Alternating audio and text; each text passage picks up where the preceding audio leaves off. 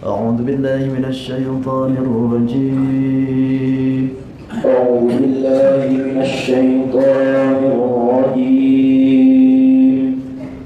بسم الله الرحمن الرحيم. بسم الله الرحمن الرحيم. سبح اسم ربك الأعلى. سبح اسم ربك الأعلى. سبح اسم ربك الأعلى الذي خلق فسوى. سبح اسم ربك الأعلى الذي خلق فسوى. الذي خلق فسوى. الذي خلق فسوى. والذي قدر فهدى. والذي قدر فهدى. والذي أخرج المرعى. والذي أخرج المرعى. فجعله غثاء أحوى. فجعله غثاء أحوى. سنقرئك فلا تنسى. سنقرئك فلا تنسى. سنقرئك فلا تنسى إلا ما شاء الله. سنقرئك فلا تنسى إلا ما شاء الله. إنه يعلم الجهر وما يخفى. إنه يعلم الجهر وما يخفى. ونيسرك لليسرى. ونيسرك لليسرى. فذكر إن نفعت الذكرى. فذكر إن نفعت الذكرى. سيذكر من يخشى. سيذكر من يخشى. ويتجنبها الأشقى. ويتجنبها الأشقى. ويتجنبها الأشقى الذي يصلى النار الكبرى. ويتجنبها الأشقى الذي يصلى النار الكبرى. ثم لا يموت فيها ولا يحيا. ثم لا يموت فيها ولا يحيا. قد أفلح من تزكى. قد أفلح من تزكى. وذكر اسم ربه فصلى. وذكر اسم ربه فصلى. بل تؤثرون الحياة الدنيا. بل تؤثرون الحياة الدنيا. والآخرة خير وأبقى. والآخرة خير وأبقى. إن هذا لفي الصحف الأولى. إن هذا لفي الصحف الأولى. صحف إبراهيم وموسى. صحف إبراهيم وموسى. صدق الله العظيم. صدق الله العظيم. صدق رسول النبي الكريم ونعم على ذلك من الشاهدين والشاكرين والحمد لله رب العالمين. Alhamdulillah, segala puji milik Allah Subhanahu wa taala. Kembali Allah takdirkan kita untuk bisa melaksanakan ibadah, terlebih setelah melaksanakan salat subuh dengan berjamaah. Kemudian kita lanjut dengan sebagaimana biasa setiap subuh mengadakan ta'lim. Mudah-mudahan amal ibadah kita yang senantiasa kontinu, istiqomah, mulazamah yang dilaksanakan oleh kita, yang wajib, yang sunnah, infak dan sebagainya, mudah-mudahan diterima dan diridai oleh Allah Subhanahu wa taala. Salawat dan salam tidak hentinya Mudah-mudahan dibahagiakan kepada junjungan kita Sayyidul Mustafa wal Muqtada Nabi besar Muhammadin sallallahu alaihi wasallam. Tidak lupa kepada keluarganya, sahabat, tabi'in, tabi'at sampai kepada kita semua yang mudahan kita yang selalu mengikuti akan akhlak baginda Rasul nanti di yaumil kiamah senantiasa diaku sebagai umatnya. Amin. Amin ya rabbal alamin. Baik, bismillahirrahmanirrahim. Surat Al-A'la dinamain Al-A'la karena diambil dari kalimat Sabbihisma rabbikal a'la. Jadi Al-A'la artinya yang maha tinggi. Surat Al-A'la diturunkan oleh Allah di Mekah. Jumlahan ayat 19. Ini di dalam surat Al-A'la ada kaitannya dengan sebelumnya ya.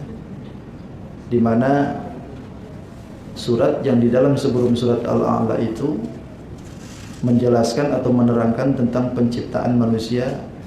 Kemudian di situ diisyarahkan juga penciptaan tumbuh-tumbuhan. Nah, sedangkan di dalam surat Al-A'la ini Allah Subhanahu wa taala akan kembali menerangkan tentang penciptaan alam sekaligus penyempurnaannya dengan ukuran-ukuran tertentu. Ini di dalam surat Al-A'la. Nah, di dalam awal-awalan surat Al-A'la, terutama dari ayat 1 sampai 5, itu Allah menyebutkan bahwasanya bertasbih mensucikan Allah Subhanahu wa taala itu menjadi pangkal akan keberuntungan hidup. Jadi kalau pengen beruntung hidup, dikasih tip oleh Allah, yaitu bertasbih dan mensucikan Allah. Makanya di dalam ayat ini Allah menyuruh ya dengan kalimat sabbih, sucikanlah gitu. Sabbihisma rabbikal a'la, sucikanlah nama Tuhan engkau ya Muhammad, Al-A'la, yang maha tinggi. Allah Subhanahu wa ta'ala yang maha tinggi. Tapi bahwa maha tinggi itu bukan diartikan pikiran kita tinggi di atas. Yang maksudnya maha tinggi itu maha segala-galanya, maha tinggi segala-galanya. Jangan diartikan Allah berjihad di atas, sebagaimana kadang-kadang kau pula sifah. Ya tergantung yang di atas sajalah. Yang di atas itu apa? Genteng, tembok, atau granit. Ini di atas juga kan? Betul. Atau yang di atas itu yang di langit. Yang di langit itu apa? Meteor, pelangi, bintang-bintang. Kan itu? Kalau seandainya kita menyebutkan tergantung gimana yang di atas itu seolah-olah Allah itu ada di atas, mengiktikadkan seperti itu, kufur. Kenapa? Sebab kita mengiktikadkan Allah punya jihad. Jihad Allah ada di atas. Padahal Allah tidak berjihad. Tidak di atas, tidak di bawah, tidak di kanan, tidak di kiri. Kan itu Allah. Tapi kalau seandainya kita menyebutkan tergantung gimana yang di atas itu, dalam i'tikad makna hatinya itu di atas segalanya. Nah, ini baru bisa. Tergantung yang di atas segalanya. Nah, ini baru bisa. Tapi kalau tergantung yang di atas saja lah, sambil nunjuk ke atas. Ini nunjuk ke atas itu siapa? Nah ini, dari dalam bahasa-bahasa seperti ini tuh jangan sampai kita salah makna. Kalau seandainya kita menyebutkan yang di atas itu adalah Allah, berarti secara langsung kita sudah kufur diri. Menyebutkan Allah berjihad. Makanya kata Allah, Sabbihisma rabbika, sucikanlah Tuhan kau itu. Dari apa? Dari segala sesuatu yang menyebutkan tadi itu. Bahkan sucikan nama Allah Subhanahu wa taala bidzat. Dat Allah sucikan, sifat Allah sucikan, af'al Allah sucikan, hukum-hukum Allah sucikan. Itu semua harus disucikan. Sabbih tadi itu. Mana sucikan misalkan di dalam sifat-sifatan Allah? I'tiqadkan sesungguhnya sifat Allah itu laisat hadisatan. Sifat Allah itu tidak ada yang awal dan juga tidak ada yang akhir. Wala bir'aradiyah. Allah tidak lebar, Allah tidak besar, Allah tidak kecil. Kalau menyebutkan Allah itu besar, Sebagai bayangan kita besar itu gimana? Kayak orang gemuk gitu. Maaf. Bayangan kita, mindset kita seperti itu. Nggak bisa. Nggak boleh. Karena yang dimaksud besar itu bukan besar tubuhnya, tapi besar kekuasaannya. Apalagi Allah nyebutkan kecil. Ini bahasa paling ini nih, paling bahaya. Tuhan kecil aja. Luar biasa. Kalau sudah menyebutkan kecil, pian besar kan? Nah ini sabbihis daripada sifat. Bersihkan sifat Allah daripada hal itu. I'tiqadkan Allah bahwasanya segala sesuatu yang tidak layak untuk disifati bagi Allah tidak boleh kita terapkan ke Allah sifatnya. Atau yang kedua, bersihkan asma Allah, nama-nama Allah. Ini pun juga sama. Nama-nama Allah harus dibersihkan oleh kita. Dengan apa?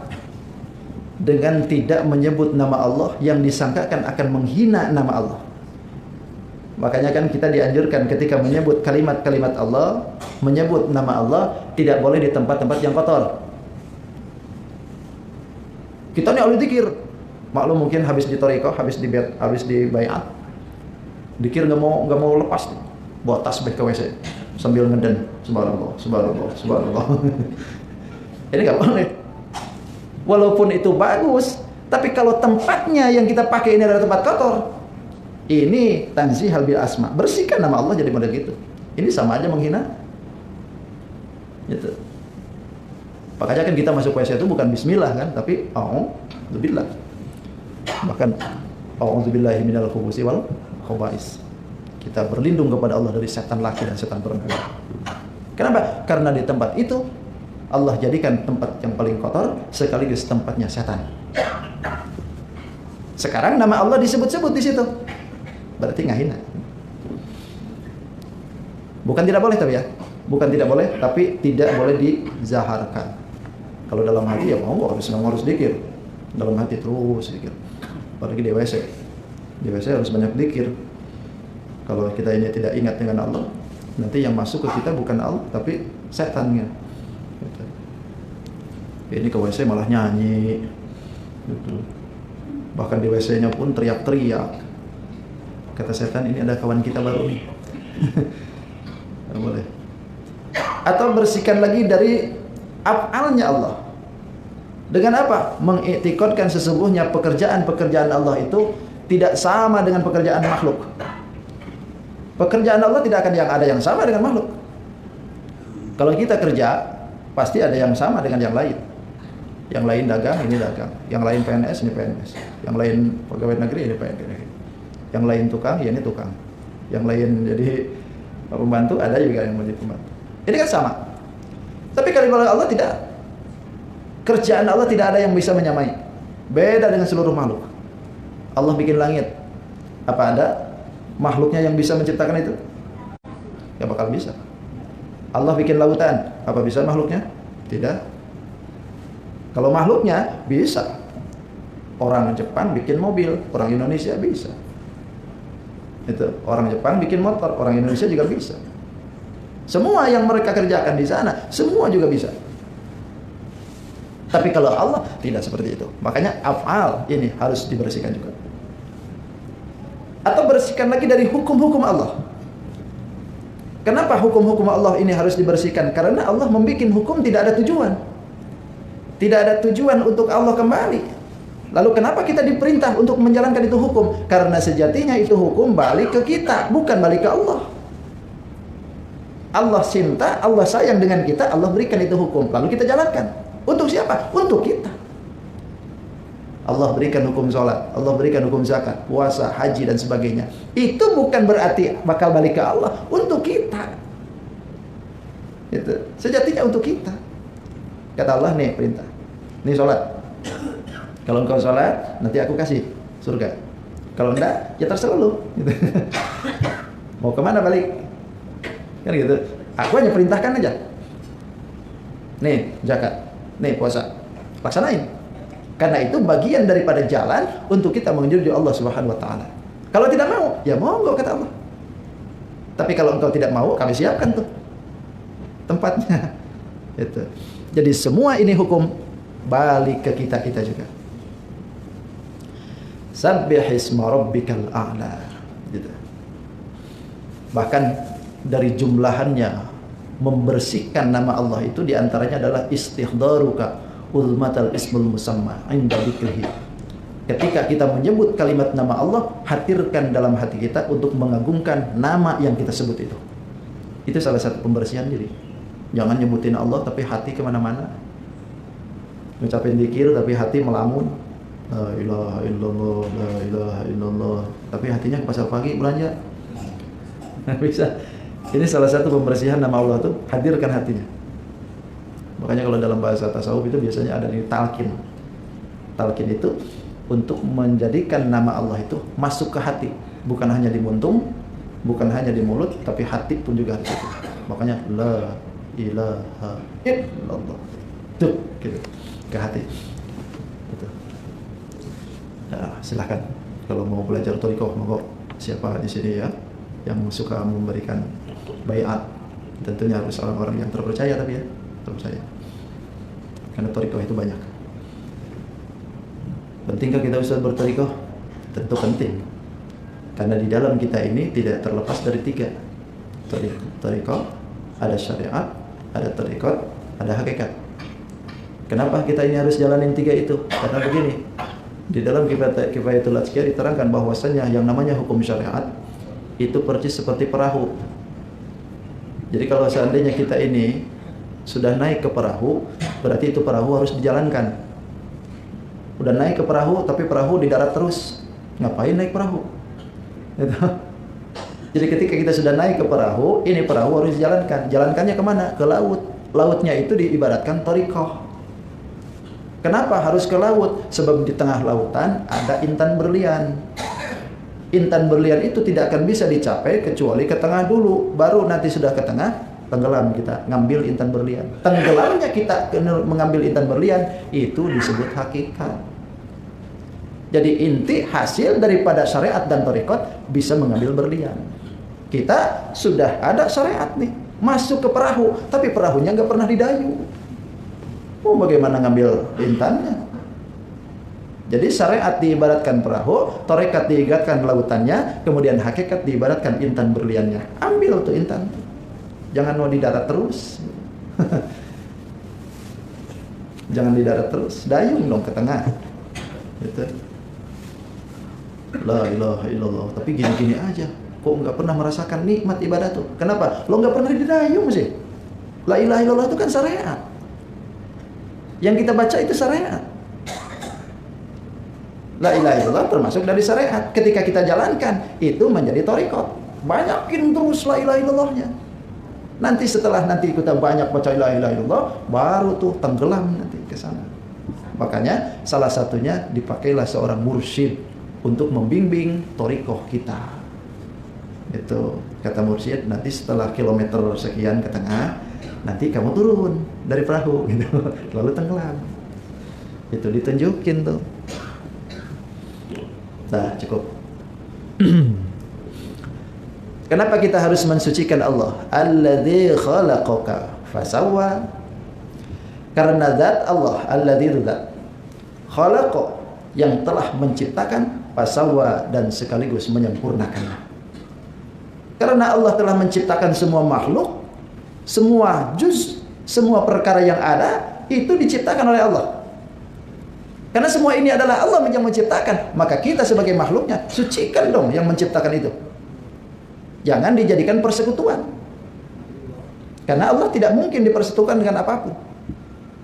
Makanya kata Allah, alladzi khalaqa fasawwa. Sucikan data Allah.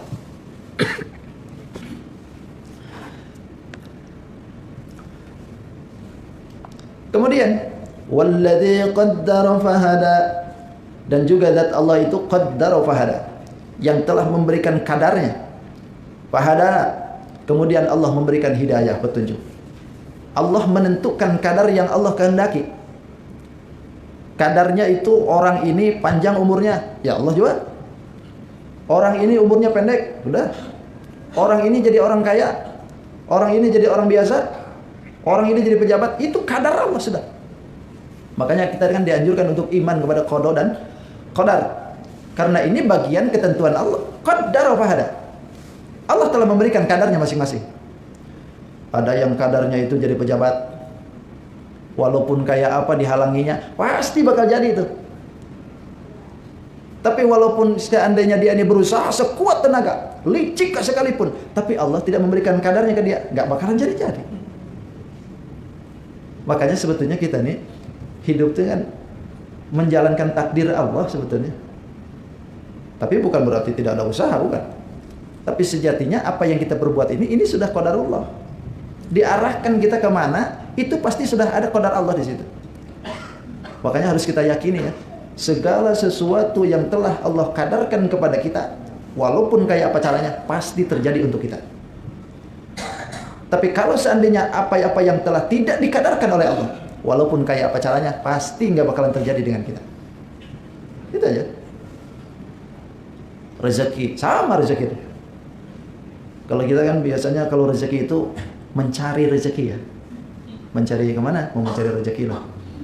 Kalau kita ini menyebutkan mencari rezeki, berarti ada dan tidak ada berarti ya.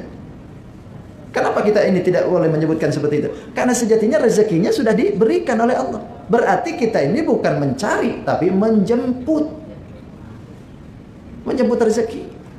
Wa ma min dabbatin fil ardi illa 'ala Allahi rizquha. Tidak ada yang melata di bumi ini terkecuali Allah berikan rezekinya. Semua diberikan rezekinya. Disesuaikan dengan kadarnya masing-masing.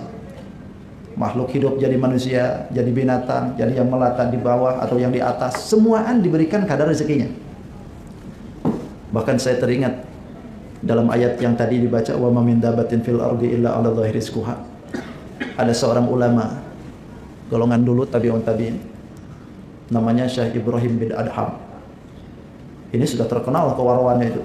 Syekh Ibrahim bin Adham ini mau meyakini caranya itu kayak apa sih? Allah memberikan rizki kepada makhluknya itu. Caranya itu kayak apa sih? Sampai suatu saat Ibrahim bin Adham pergi ke suatu hutan jauh dari perkampungan. Kemudian beliau masuk ke dalam goa. Tidak bawa air, tidak bawa makanan, tidak bawa duit. Pokoknya semuanya ditinggalkan. Pengen tahu cara Allah ngasihnya rezeki ke beliau bagaimana? Masuk ke dalam goa. Sudah jauh dari perkampungan, masuk ke dalam hutan, masuk ke dalam goa. Siapa yang tahu? Pasti menurut logika nggak bakalan tahu nih siapa orang di situ. Masuk ke dalam goa, duduk di batu. Ini aja. Sehari, 2 hari, belum juga datang rezekinya. Ibrahim bin Adham itu kayak apa sih? Cara Allah ngasih makan dengan beliau gitu. Duduk di situ. Sampai akhirnya beberapa hari beliau tahan tuh. Suatu ketika ada rombongan pedagang. Rombongan pedagang ini tersesat jalan. Masuk ke hutan situ. Begitu sudah di dalam hutan, hujan lebat. Kata yang kapten rombongan, ini kita harus cari perlindungan ini. Kalau enggak kita kebasahan semua. Cari perlindungan. Akhirnya ketemulah dengan goa itu. Yang di dalamnya ada Ibrahim bin Adham. Masuk ke dalam goa. Begitu sudah dinyalakan api, terkaget ya. Ada seseorang yang lagi berduduk aja begini. Padahal itu Ibrahim bin Adham. Kata Ibrahim bin Adham. Tersenyum dia. Cara kayaknya kayak apa nih? Allah ngasih rezeki dengan saya. Ini orangnya sudah datang. Orangnya sudah datang. Begitu sudah berdiam, ditakoni sama dia. Wahai Tuan. Enggak dijawab. Diam. Tuan. Enggak dijawab. Kata orang yang datang itu, oh mungkin ini karena saking kedinginan nih, telinganya sudah tidak berfungsi lagi. Coba-coba dikoreksi ke telinganya. Dilihatin telinganya. Diam. Ibrahim bin Adham tuh. Oh kasihannya Bang, ini kedinginan terlalu lama di sini. Coba-coba, mungkin karena mungkin lapar mungkin barangkali. Tuan, makan. Diam. Ini mulutnya juga sama, saking kelamaan mungkin mulutnya tertutup ini. Oh iya, coba ambil pisau. Diambilnya pisau. Mau dibukainya. Dipaksa. Begitu sudah termengap sedikit, roti dimasukin. Begitu roti dimasukin, ketawalah Ibrahim bin Adham. Kaget semua, loncat semua. Kenapa? Dikiranya ini orang sudah nggak waras lagi kan? Kata Ibrahim bin Adham, subhanallah. Inilah cara Allah. Cara Allah memberikan rezeki kepada makhluk sampai saya di saat ini rezekiku masih diantar juga dengan mulutku. Masya Allah. Cara Allah tuh memberikan rezeki kepada manusia. Ketika Allah sudah memberikan kehendaknya, qadarnya, hatta ke mulutnya pun disuapinnya tuh. Itulah qadar Allah. Jadi Ibrahim bin Adham sendiri mencoba ayat itu. Bagaimana Allah memberikan rezeki kepada makhluknya. Ternyata diantar. Makanya disinilah kita ini kadang-kadang, kenapa sih kita ini ribut masalah rezeki ya? Masya Allah. Patut dicoba ini barangkali nanti ya. Berdiam aja di rumah coba. Jangan ke hutan. Diam aja di rumah. Ada nggak yang ngasih makan nanti? Gitu. Jadi cara Allah macam begitu.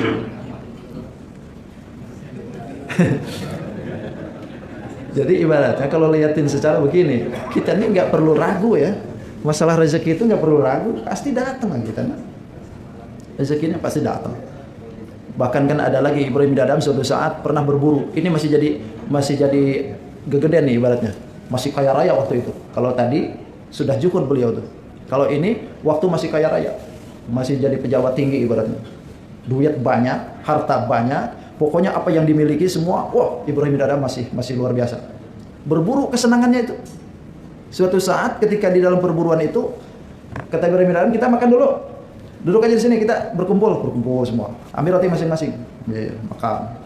Begitu giliran Ibrahim bin Adham buka roti, baru dibuka rotinya ada bau burung. Datang ke situ diambil. Terbang burungnya, bawa roti. Kepunyaan Ibrahim bin Adham. Kata Ibrahim bin Adham, kurang ajar ini burung. Kejar. Sampai akhirnya titiknya di mana? Tuh, hinggap di situ. Dikejarnya juga. Begitu sudah mau dekat, terbang lagi. Sampai ke puncak gunung. Begitu sudah di puncak gunung, Ibrahim bin Adham, ini anak buahnya sudah kata tahan lagi. Ya Tuhan, aku sudah kata tahan lagi, sudah sampai sini aja kita ngejarnya. Enggak, perlu dipelajari katanya. Udah, kalau kalian nggak mau, duduk di sini. Aku yang berangkat. Ibrahim bin Adham sendirian ke sana. Sampailah ke sana, burung itu pas ketemu mau ditembaki, itu burung turun. Ah, keburu habis waktu. Sampai burung turun ini. Turun kemana masalahnya di burung? Begitu sudah turun, lihatin Ibrahim bin Adham. Ternyata roti ini dikasihkan pada orang yang lagi diikat. Ibrahim bin Adham, ini rotiku itu dibawa oleh burung ternyata untuk makani orang yang diikat di atas gunung. Disamperinlah oleh Ibrahim bin Adham, burung terbang lagi. Dan lucunya lagi, ini burung tuh hinggap di dadanya. Dipatukinnya itu roti, dimasukkan ke mulutnya orang itu. Dimasukin, tok masuk. Gitu. Begitu sudah habis, barulah dia terbang lagi. Setelah habis, Ibrahim bin Adham datang ke situ. Wahai fulan, kenapa ikan diikat di sini? Ah, jangan dulu gitulah, tolong buka ikatan dulu nih. Aku udah bisa lagi. Ikatan buka. Rupanya ini yang diikat itu orang Banjar.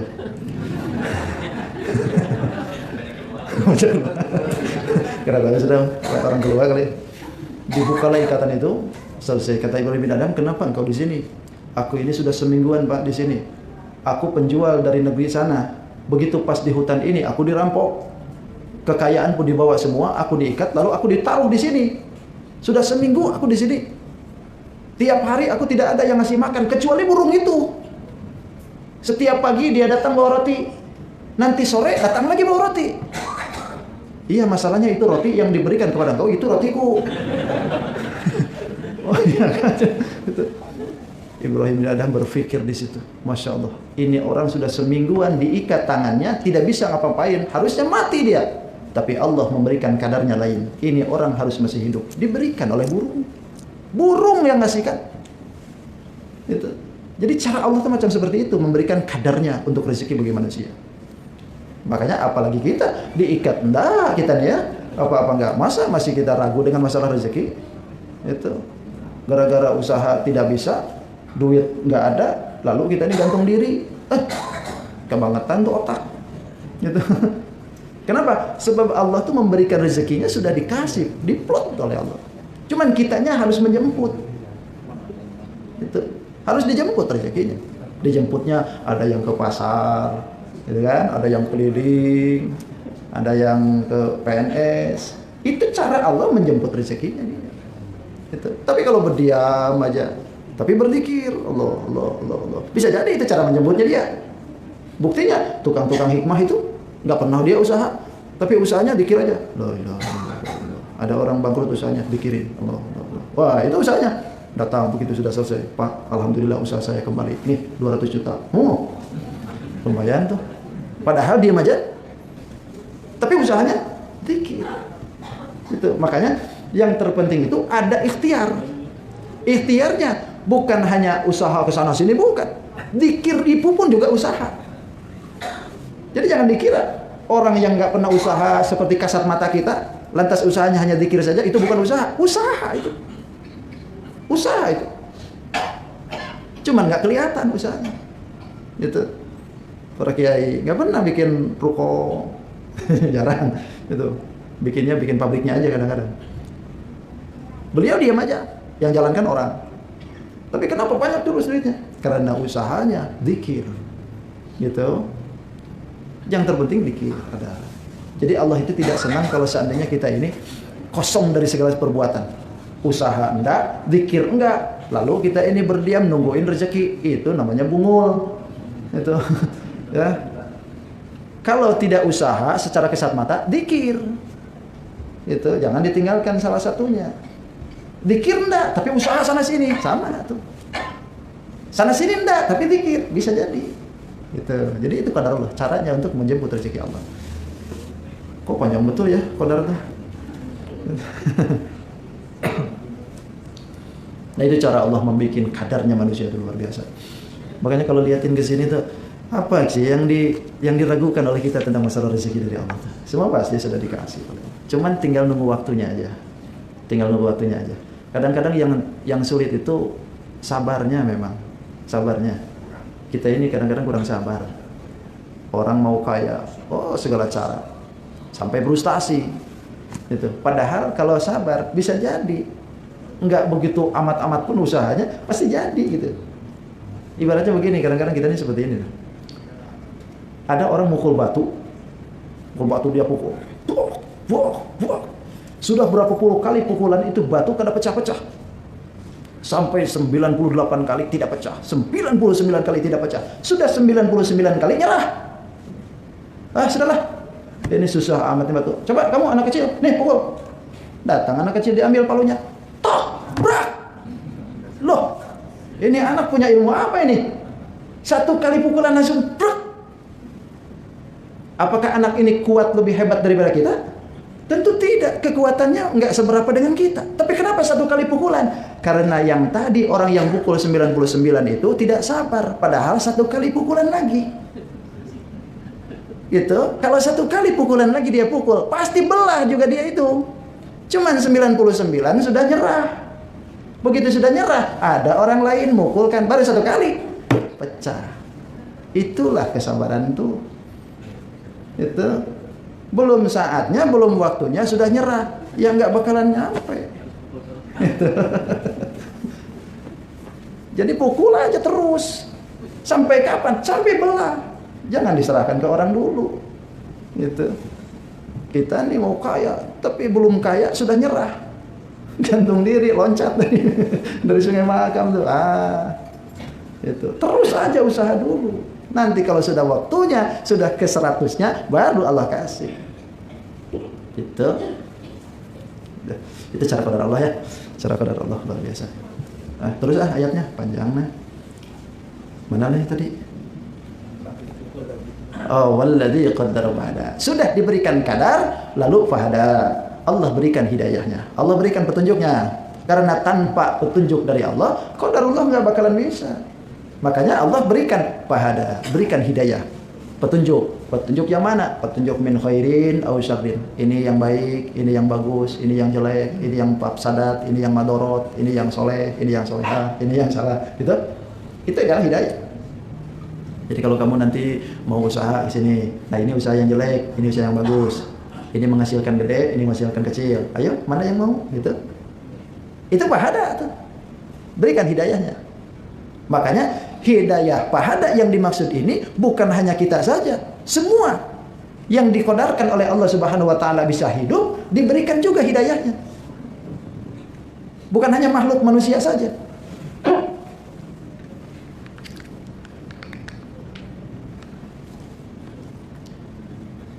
Binatang sekalipun diberikan oleh Allah hidayahnya.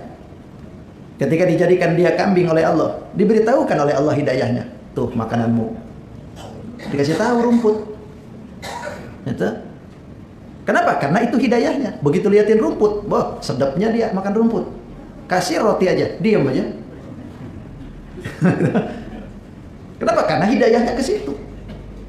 Coba kalau andaikan dibalikin. Manusia dikasih hidayahnya makanan rumput. Kambing dikasihnya hidayahnya roti. Pasti berebutnya kita ini dengan rumput nih kita. Kenapa? Karena itu adalah petunjuknya buat itu. Tapi Allah tidak menunjukkan ke situ. Allah berikan petunjuk bagi hidayahnya bagi mereka, itu adalah rumput. Wa jami'ud dawab wal ma'as wa masalihiha. Semua kemaslahatan untuk semua melata itu pun juga sama. Dikasih nih semuanya. Cacing sekalipun kata Allah, nih cacing makananmu ini. Tuh, nih burung makananmu ini. Semua itu hidayah. Hidayah itu.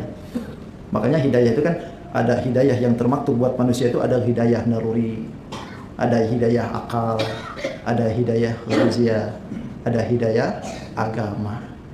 Tanpa semua itu nggak bakalan bisa. Kita dikasih hidayah naluri.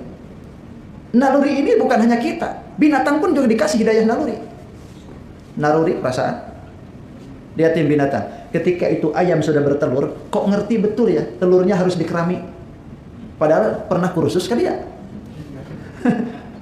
Bahkan tahu betul sampai kapan dia harus beranjak dari keramiannya itu. Berapa hari tidak beranjak dari situ. Bahkan kalau ada orang yang mendekat, langsung diserangnya. Siapa yang ngajarin begitu? Itu hidayah. Hidayahnya hidayah ghariziyah. Ngerti gitu. Binatang yang lain juga sama. Ketika anaknya lahir, bluk keluar, langsung dijilati, dibersihkan. Padahal nggak pernah sekolah kedokteran. Itu dibersihin dia, ngerti betul. Begitu anaknya menyusui, diem dia. Padahal suka lari-lari itu. Tapi giliran anaknya nyusu, diem. Ini manusia giliran anaknya nyusu lari. Terbalik nih orang. Itu binatang itu dikasih naluri oleh Allah. Itu hidayah disebut. Manusia dikasih naluri oleh Allah sama dengan binatang yang lain. Makanya Allah mau membedakan lagi. Bi ahsani takwimnya diberikan lagi hidayah yang lain untuk manusia. Hidayah apa? Hidayah panca indera. Telinga dikasih, mata dikasih, tangan, tuh, semua dikasih. Bentuknya pun dibedakan oleh Allah. Tapi hidayah panca indera pun juga Allah ngasih lagi ke makhluk yang lain juga sama. Cuman beda bentuk. Kambing punya telinga, kita sama. Kambing punya mulut, kita sama. Kambing punya mata, kita punya. Kambing punya hidung, kita punya. Cuman bentuk yang beda. Makanya kalau seandainya kambing itu kencingnya berdiri, nah pian berdiri kayak apa? Itu. Ini kan ada persamaan tuh. Ini hidayah diberikan oleh Allah. Makanya kalau kita ini masih punya panca indera, masih punya hidayah naluri, enggak cukup. Karena masih sama dengan binatang. Diberikan lagi oleh Allah. Hidayah apa? Hidayah akal. Nah, ketika sudah diberikan hidayah akal, barulah beda kita. Penyempurnaan kembali itu. Kambing tidak dikasih. Binatang yang lain tidak dikasih. Tapi kita dikasih hidayah akal. Untuk apa? Membedakan kita dengan binatang. Sebab persamaan antara tabiat kita dengan binatang ada yang sama. Binatang rakus, kadang-kadang manusia pun rakus. Tapi rakusnya binatang dengan manusia beda. Rakusnya binatang itu nggak serakus manusia. Iya, kambing kalau sudah maling daun singkong, paling daunnya aja diambil. Selesai situ, pergi dia. Tapi manusia maling singkong. Oh, sudah. Berarti lebih rakus loh. Daunnya diambil, pohonnya dibawa. Buahnya juga dirabut. Bukan satu pohon lagi. Satu kapling dibawa. Kalau kambing cuma daunnya aja. Itu makanya kambing rakus, tapi manusia lebih rakus. Berarti tabiat ini kalau seandainya ada di kita, apa bedanya dengan binatang? Rakus kita hidup, berarti sama dengan binatang. Kalau seandainya pengen bebinian, nggak lengok kanan kiri. Begitu ada bini di depan, sintat habis. Itu sampai di videoin sama pian kan. Tapi kalau seandainya kita manusia diberi akal oleh Allah, ketika kita sudah diberikan akal, bedain dong. Jangan liatin bini di depan main hantem aja. Gitu. Karena ini merupakan pembeda. Akal kita ini yang bisa membedakan antara tabiat kita dengan binatang. Kita suka kelahi, binatang juga sama. Liatin jantan ini dekatin bininya, kelahi dia. Si Din dekati bini pian, kan gitu juga. Sikat kok habis. Sama loh. Tapi kalau kelahi, apa bedanya dengan kambing tadi? Kambing juga begitu, suka kelahi. Gitu. Cuman bedanya kambing tidak punya akal. Ketika kita punya akal, berarti kalau seandainya kita punya akal, jangan kelahian melulu dong. Gitu. Karena tabiat itu adalah tabiat binatang. Nah, makanya Allah berikan akal. Sudah cukupkah hidayah akal? Belum, kata Allah. Karena akal itu pun kadang-kadang bisa salah. Karena orang terlalu mengandalkan akal, bakal tersesat di jalannya. Maka Allah berikan lagi hidayah yang keempat. Apa itu? Hidayah agama. Maka hidayah agama inilah yang menuntun semua hidayah yang tiga tadi. Naluriyahnya akan lurus, panca inderanya juga akan lurus, akalnya pun juga akan lurus dengan adanya hidayah agama. Tanpa hidayah agama nggak bakalan bisa lurus. Gitu. Udah cukup ah, lumayan capek. Udah cukup sampai situ aja dulu. Fahada ya, waladhi qad dalam fahada. Ada yang mau tanyakan? Waktunya banyak. Udah cukup ya. Terima kasih. Mudah-mudahan apa yang disampaikan pada pagi hari ini, walaupun cuma beberapa ayat, tapi ini kadarnya luar biasa. Makanya surat Sabihis ini salah satu surat yang disenangi oleh Rasulullah. Bahkan Rasulullah itu kalau seandainya surat-surat yang lain itu jarang, tapi kalau Sabihis itu sering. Karena senang surat ini. Kenapa Rasulullah serang dengan surat Sabihis? Karena listimali mastamalat alaihi minal ulumi wal khairat. Karena di dalamnya mencakup beberapa ilmu sekaligus mencakup beberapa kebaikan. Rasulullah senang. Makanya kita pun juga sering kan dengar surat Sabihis. Salat Jumat Sabihis, subuh Sabihis, dan ya Sabihis dengan hal atakah di sul Ghasyiyah. Gitu. Itu biasanya surat dua itu disenangi oleh Rasulullah. Gitu. Cukup sudah, terima kasih apa yang disampaikan, mudah-mudahan bermanfaat. Insya Allah kita ketemu lagi di bulan November ya. November bulan nanti mungkin pas saya lagi di Madinah ya. Gitu. Jadi mungkin agak libur ahad depan itu. Ahad depan kan yang lain, ahad depan lagi ya. Itu pas tanggal 10 berarti. Pas tanggal 10 kalau nggak salah. Jadi insya Allah pas tanggal 10 saya mungkin sudah di Madinah. Jadi mohon doanya bagi semuanya. Insya Allah tanggal 9 hari Jumat saya berangkat umroh. Mudah-mudahan Allah lancarkan, mudah-mudahan Allah berikan keamanan di jalan dan di perjalanan, dan mudah-mudahan diberikan oleh Allah umur yang panjang, sehat walafiat, dan bisa menjalankan ibadah dengan baik.